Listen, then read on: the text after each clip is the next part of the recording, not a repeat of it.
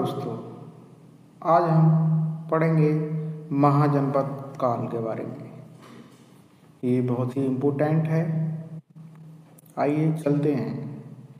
16 महाजनपद में महाजनपदों की स्थिति कैसी थी, कैसी नहीं थी, इसमें हम पढ़ेंगे।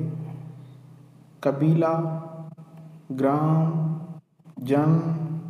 जनपद, महाजनपद। 16 महाजनपदों में महाजनपदों की जो स्थिति थी वो कैसी थी। पहले कबीला छोटा होता था, फिर ग्राम, फिर फिर जनपद, फिर महाजनपद। इस तरह इनकी स्थिति प्रदर्शन थी। पहले कबीला, फिर ग्राम, जनपद और महाजनपद। इनकी स्थिति इस तरह बटी हुई थी। महाजनपदों में उत्तर प्रदेश में 8 महाजनपद थे, बिहार में 3, राजस्थान में 1, मध्य प्रदेश में 1 और दक्षिण भारत में 1। भारत के बाहर 2 पार गए हैं। मैं आगे स्लाइड में आपको पढ़ाऊंगा। ये मैप मैंने बना रखा है 16 महाजनपद के। थोड़ा आइडिया हो जाएगा आपको कहाँ कहाँ इनकी स्थिति दर्शाई गई है। उत्तर प्रदेश में सबसे ज़्यादा महाजनपद पाए गए थे, जिनकी राजधानियाँ इस हिसाब से दी गई हैं।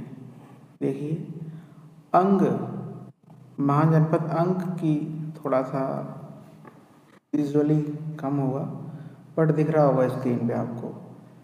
महाजनपद की राजधानी चंपा, जो वर्तमान भौगोलिक स्थिति है वो है आपकी भागलपुर के आसपास का क्षेत्र है, बिहार का, पूर्वी बिहार का। मगध की राजगृह पटना, ये 16 महाजनपदों में सर्वाधिक शक्तिशाली था। जो मगध था वो सबसे ज़्यादा शक्तिशाली था। काशी की जो राजधानी थी वाराणसी, जो आजकल बनारस के नाम से आधुनिक है, उत्तर प्रदेश में है। वत्स, 16 महाजनपद में वत्स जो था, इसकी राजधानी कौशाम्बी थी। इलाहाबाद के आसपास का जो क्षेत्र है। वज्जी की वैशाली, दरभंगा, मधुबनी, बिहार के आसपास का जो क्षेत्र है। कौशल की राजधानी श्रावस्ती, ये अयोध्या, जहाँ राम मंदिर है, वहाँ के आसपास का क्षेत्र। अवंती, ये उज्जैन, मध्य प्रदेश में पाया जाता है। उज्जैन इसकी महेश्वती राजधानी थी। मल्ल की कुशामती, देवरिया, उत्तर प्रदेश में है। पांचाल की अक्षेत्र और कंपिल, 2 राजधानी थी। ये उत्तरी उत्तर प्रदेश में है। 10वां है चेदी की जो राजधानी थी शक्तिमती, बुंदेलखंड के एरिया, मध्य प्रदेश माना जाता है। कुरु की इंद्रप्रस्थ, दिल्ली मेरठ के एरिया के आसपास का माना जाता है। मत्स्य की विराटनगर, राजस्थान, जो एक ही है। मत्स्य की राजधानी जो थी विराटनगर थी। कंबोज की हाटक, उत्तर प्रदेश में हाजरा। सूरसेन की मथुरा, आधुनिक मथुरा, जो अभी कृष्ण जी की जन्मभूमि के आसपास का क्षेत्र है। अस्मक की पोतन, ये दक्षिणी गोदावरी जो नदी के आसपास का क्षेत्र है, दक्षिण भारत का एकमात्र है जिसकी राजधानी पोतन थी। अस्मक की पोतन थी। गंधार की राजधानी तक्षशिला, पेशावर व रावलपिंडी के आसपास का, पाकिस्तान में है। ये सभी इम्पोर्टेंट हैं। कभी कभी इनकी राजधानी ही पूछता है किस महाजनपद की राजधानी कहाँ थी। बस ये इम्पोर्टेंट है, इसको आप नोट कर लें।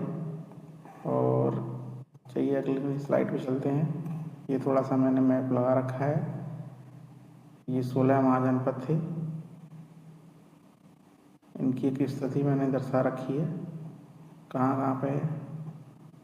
अस्मक जो दक्षिणी एरिया में थोड़ा पड़ता है, इसके बारे में मैंने पीछे वीडियो में बता रखा है, आप देख लें। आइए चलते हैं नए स्लाइड पे। महाजनपद काल में मगध, जो मैंने इम्पोर्टेंट बताया था आपको, वही महाजनपद। ये महाजनपद मगध जो था वो सबसे ज़्यादा प्रभावशाली था, उत्कर्ष था, सबसे ज़्यादा मजबूत। महाभारत में हमें ये जानकारी मिलती है कि मगध पर सबसे पहले बृहद्रथ वंश का शासक था, जिससे संस्थापक बृहद्रथ थे। इम्पोर्टेंट है, सबसे पहले संस्थापक कौन थे? बृहद्रथ थे। इस वंश के सबसे प्रतापी शासक जरासंध था। जरासंध। कभी कभी ये क्वेश्चन है मगध महाभारत की जानकारी में हमें मगध पर सबसे पहले बृहद्रथ वंश का शासक मिलता है, तो जिसके लिए संस्थापक बृहद्रथ थे। 16 महाजनपद की शताब्दी, छठवीं शताब्दी में जानकारी मिलती है। प्रत्येक महाजनपद में अपनी राजधानी और प्रशासनिक व्यवस्था थी। मतलब जो भी इनकी महाजनपद था उसकी प्रशासनिक राजधानी हुआ करती थी कि प्रशासन कार्य इनके यहाँ से चलेंगे। प्रमुख महाजनपद में कुरु, कौशल, मगध, अंग, भज्जी आदि थे और शुरुआत काल में हुई थी। इनकी कृषि और प्रमुख सैन्य शक्ति थी। मतलब अलग अलग कृषि हुआ करती थी, कृषि थी, सैन्य विभाग अलग अलग आधार पर अपने विभाजित थे। मुख्य कारण क्या था?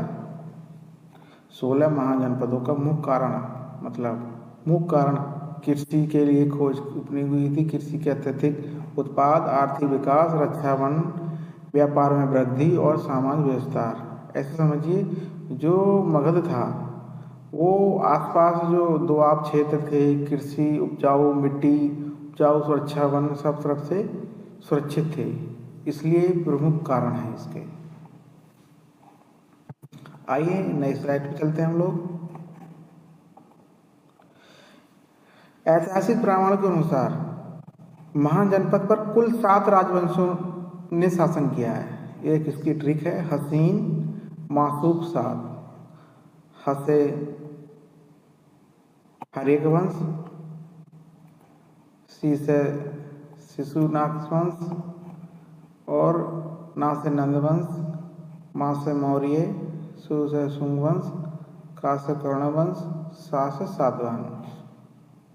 ये हैं, इस 7 वंशों ने इन पर शासन किया है। सबसे पहले हमारे हर्यक वंश हैं, जो हर्यक वंश के संस्थापक हो बिम्बसार जी, बिम्बसार ने ही की है। आइए चलते हैं अगले बारे में, क्रम भाई पढ़ते हैं हम लोग।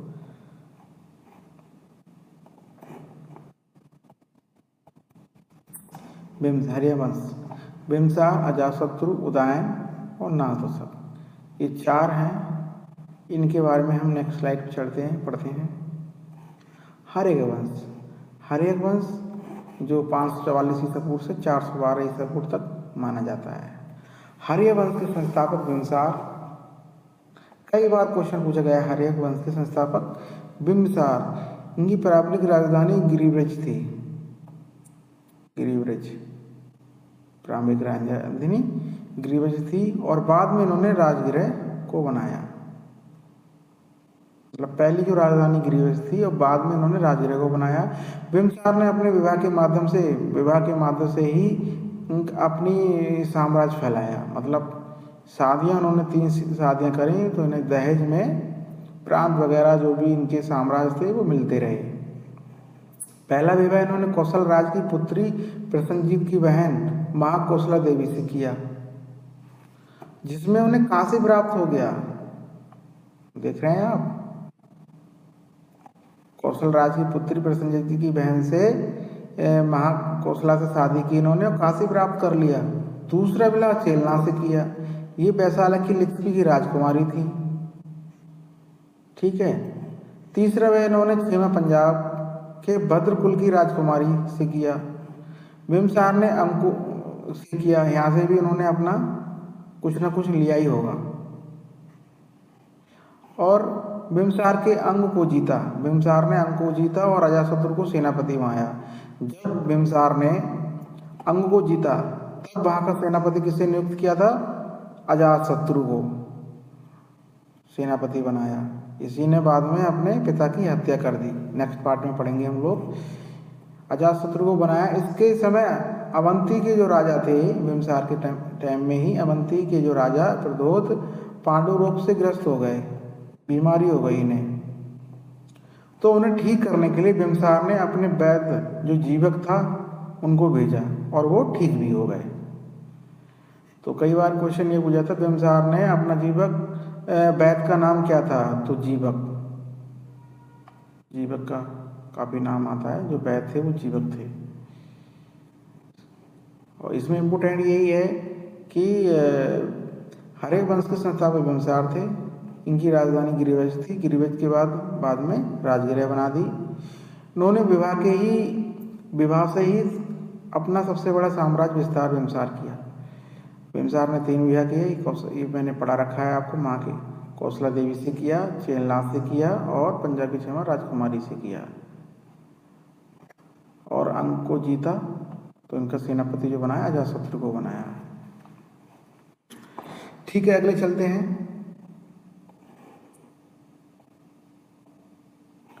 अजातशत्रु 492 ईसा पूर्व में बिंबिसार की हत्या मतलब मैंने बताया आपको कि अजातशत्रु ने अपने पिता की हत्या कर दी, तभी उस शासन को पितृहंता कहता है। मतलब बिंबिसार की जो हत्या करने के नाम से ही पितृहंता कहा जाता है इसको।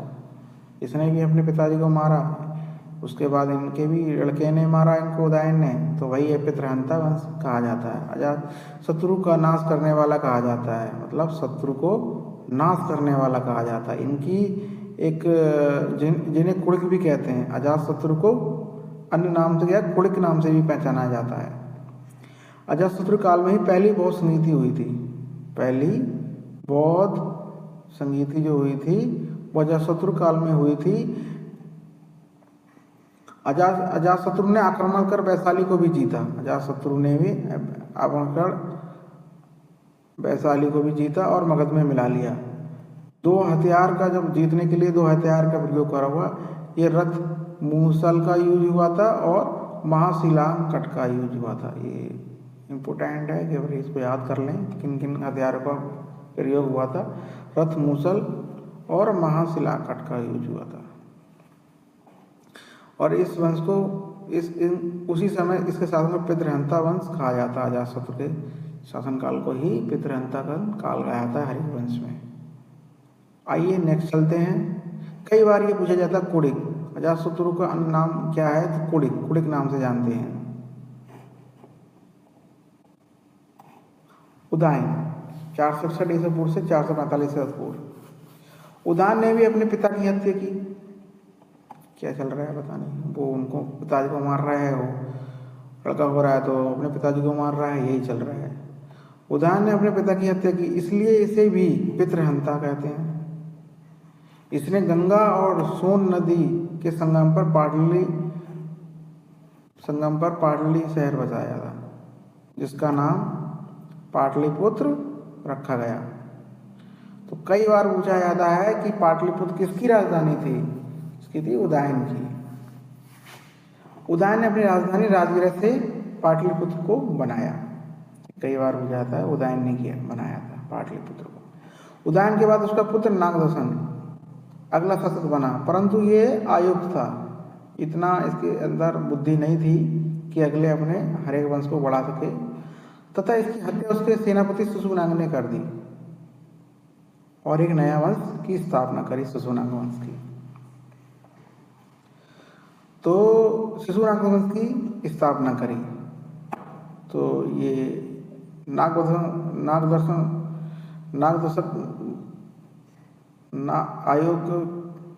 नागदशक मगध का अंतिम शासक कहलाया जाता है। चलते हैं हम नेक्स्ट स्लाइड पे। सुसुनांग वंश 412 ईसा पूर्व से 394 ईसा पूर्व। सुसुनांग वंश का संस्थापक सुसुनांग था। इसने अपनी राजधानी वैशाली बनाई। सुसुनांग वंश की राजधानी जो थी वैशाली थी। और कालाशोक की राजधानी जो थी पाटलिपुत्र, और द्वितीय बहु संगीति हुई थी कालाशोक के टाइम में। ये इम्पोर्टेंट है, इसको याद कर लें।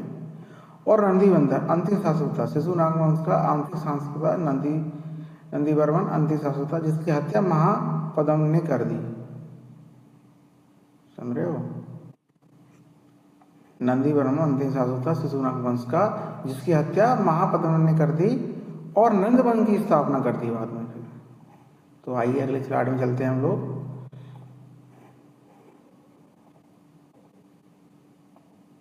नंद वंश महापद्म ने इसकी स्थापना करी थी, महापद्मा नंद। आइए पढ़ते हैं।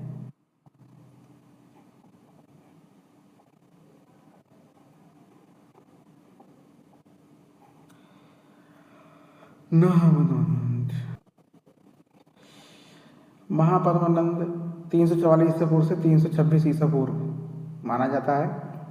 नंद वंश का संस्थापक महापद्मानंद को कहा जाता है। पुराणों में मिलता है वह शूद्र था। पुराणों से ज्ञात होता है वह जो जाति थी मिलती है शूद्र था। महापद्मानंद इस वंश का सबसे महान शासक माना जाता है, जिससे अनेक क्षत्रियों और राजाओं को जीत कर अपने राज्य में मिला लिया। मतलब इसने कई सारी लड़ाइयाँ करी, क्षत्रियों को से आक्रमण किया और उनको जीत लिया और अपने राज्य में सम्मिलित कर लिया। महापद्म को सर्वक्षत्रनात्र की उपाधि धारण की, अर्थात क्षत्रियों को नाश करने वाला, क्षत्रियों को मारने वाले को ही सर्वक्षत्रनात्र कहा जाता है। इसने कलिंग जीता। कलिंग जीतने के बाद एक रायट की उपाधि धारण की। कलिंग को जीतने के बाद एक रायट की उपाधि धारण की। कलिंग नरेश खारवेल के हाथी गुफा अभिलेख से पता चलता है कि महापद्म ने कलिंग पर भी विजय प्राप्त की थी। मतलब कलिंग पर भी विजय प्राप्त कर रखी थी। उसने कलिंग की सिंचाई के लिए एक नहर का भी निर्माण कराया था। जब उसका शासन था तो वहाँ की जो खेती बाड़ी के लिए एक नहर का भी निर्माण कराया। महापद्म के 8 पुत्र थे। महापद्म के 8 पुत्र थे, जिसमें सबसे एक पुत्र घनानंद था। बाकी तो और सब ऐसे ही थे। जो इसका एक पुत्र घनानंद था, जो नंद वंश का अंतिम शासक था। महापद्म के बाद जो उसका पुत्र था नंद वंश का अंतिम शासक कौन था? घनानंद था। इसमें एक इम्पोर्टेंट यही है कि इसकी स्थापना किसने की? महापद्म ने दी। ये शूद्र था और इसको सर्वजात कहते हैं, महापद्म को कहते हैं। और इस वंश का नंद वंश का आखिरी शासक घनानंद था। चलते हैं नेक्स्ट स्लाइड पे। घनानंद नंद वंश का अंतिम शासक घनानंद था। बहुत ही क्रूर शासक था। ये बहुत ही क्रूर शासक था। इस सिकंदर के समकालीन था। इसकी समय 326 मैसेडोनिया के शासक सिकंदर ने पश्चिमी तरफ आक्रमण किया था। तो पश्चिमी उत्तर का जो आक्रमण किसके समय काल के हुआ था? धनानंद के काल में हुआ था। धनानंद ने अपने दरबार में चाणक्य का अपना अपमान कर दिया था। उनको गलत बोल लिया था, अपमान कर दिया। फिर चाणक्य ने अपने प्रिय चंद्रगुप्त मौर्य के साथ मिलकर कि अपने शिष्य जो थे इनके चंद्रगुप्त मौर्य जी, इनके साथ मिलकर घनानंद को पराजित करी और मौर्य वंश की स्थापना कर दी। समझ रहे हो? तो आजकल यही चल रहा है कि किसी का अपमान करोगे तो फिर वही अगले भुगता जाता है। तो चाणक्य का अपमान करके निकाल दिया। फिर चाणक्य ने चंद्रगुप्त मौर्य से मिलकर घनानंद को पराजित करी और मौर्य वंश की स्थापना करी। तो आज हम इतना ही रहने देते हैं। नेक्स्ट पार्ट में पढ़ेंगे मौर्य वंश के बारे में, जो कि थोड़ा सा बड़ा वीडियो हो जाएगा, इसलिए मैं अगले वीडियो में पढ़ाऊँगा आपको। ठीक है? Thank you for watching.